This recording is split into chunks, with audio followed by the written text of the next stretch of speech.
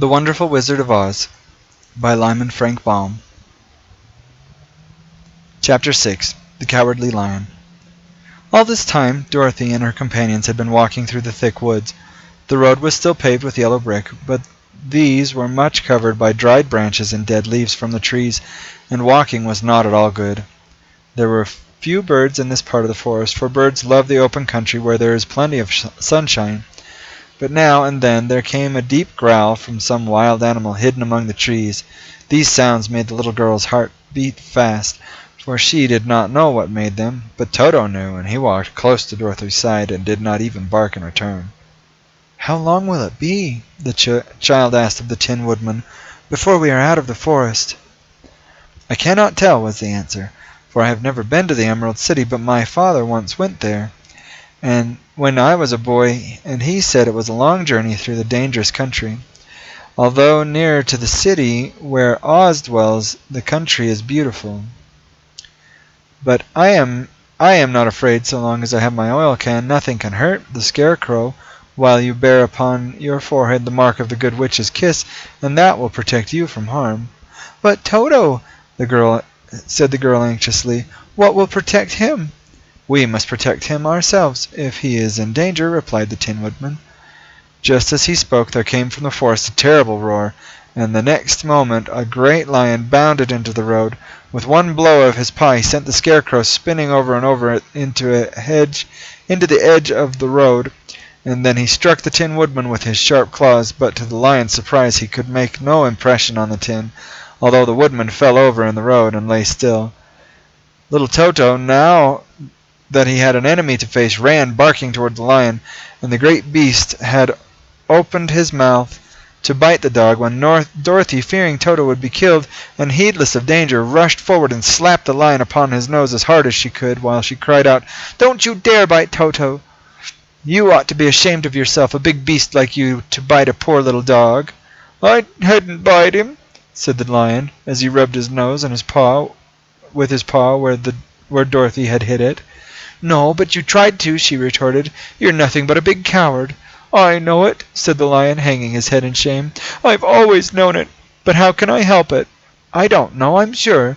To think of your striking a stuffed man like the poor Scarecrow." "Is he stuffed?" asked the lion in surprise, as he watched her pick up the Scarecrow and set him on his feet, while she patted him into shape again. "Of course he's stuffed," replied Dorothy, who was still angry. "And that's why he went over so easily," remarked the lion. "It astonished me to see him whirl around so. Is the other one stuffed also?" "No," said Dorothy, "he's made of tin." And she helped the woodman up again. "And that's why he nearly blunted my claws," said the lion. When they scratched against the tin, it made a cold shiver run down my back." "What is that little animal you are so tender of?" "He is my dog, Toto," answered Dorothy. "Is he made of tin or stuffed?" asked the lion.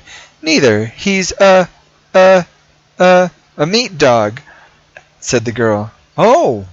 He's a curious animal, and seems remarkably small.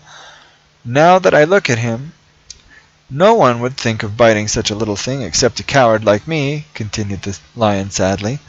"What makes you a coward?" asked Dorothy, looking at the great beast in wonder, for he was as big as a small horse. "It is a mystery," replied the lion. "I suppose I was born that way. All the other animals in the forest naturally expect me to be brave, for the lion is everywhere thought to be the king of the beasts. I learned that if I roared very loudly, every living thing was frightened and got out of my way. Whenever I met a man, I've been awfully scared, but I just roared at him, and he has always run away as fast as he could go. If the elephants and tigers and bears had ever tried to fight me, I should have run myself, but I'm such a coward. But just as soon as they hear me roar, they all try to get away from me, and of course I let them go." "But that isn't right. The king of the beasts shouldn't be a coward," said the Scarecrow. "I know it," returned the lion, wiping a tear from his eye with the tip of his tail. "It is my great sorrow. It makes my life very unhappy, but whenever there is danger my heart begins to beat fast." "Perhaps you have heart disease," said the Tin Woodman. "It may be," said the lion. "If you have," continued the Tin Woodman, "you ought to be glad, for it proves you have a heart. For my part, I have no heart, and I cannot have heart disease." "Perhaps," said the Lion thoughtfully, "if I had no heart I should not be a coward." "Have you brains?" asked the Scarecrow. "I suppose so. I never looked to see," replied the Lion. "I am going to the Great Oz to ask him to give me some," remarked the Scarecrow, "for my head is stuffed with straw." "And I am going to ask him to give me a heart," said the Woodman. "And I'm going to ask him to send Toto and me back to Kansas," added Dorothy. "Do you think Oz could give me courage?" asked the Cowardly Lion. "Just as easily as he could give me brains," said the Scarecrow. "Or give me a heart," said the Tin Woodman. "Or send me back to Kansas," said Dorothy. "Then, if you don't mind, I'll go with you," said the Lion, "for my life is simply unbearable without a bit of courage."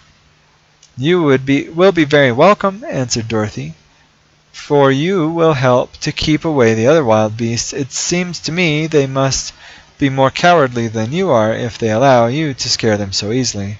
"They really are," said the Lion, "but that doesn't make me any braver. As long as I know myself to be a coward, I shall be unhappy."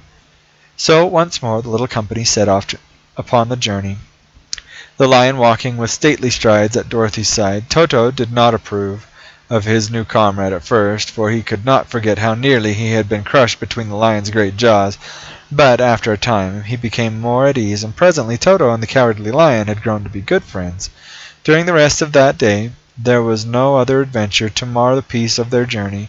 Once, indeed, the Tin Woodman stepped upon a beetle that was crawling along the road and killed the poor little thing.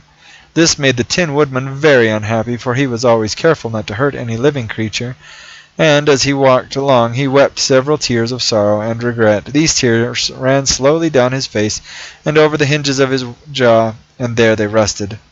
When Dorothy presently asked him a question, the Tin Woodman could not open his mouth, for his jaws were tightly rested together. He became greatly frightened at this, and made many motions to Dorothy to relieve him, but she could not understand, and the Lion was also puzzled to know what was wrong. But the Scarecrow seized the oil can from Dorothy's basket and oiled the Woodman's jaws, so that after a few moments he could talk as well as before. "This will serve me a lesson," he said, "to look where I step, for if I should kill another bug or beetle I should surely cry again, and crying rusts my jaws so that I cannot speak." Thereafter he walked very carefully, with his eyes on the road, and when he saw a tiny ant toiling by he would step over it so as not to harm it. The Tin Woodman knew very well he had no heart, and therefore he took great care never to be cruel or unkind to anything. "You people with hearts," he said, "have something to guide you, and need never do wrong. But I have no heart, and so I must be very careful. When Oz gives me a heart, of course I needn't mind so much."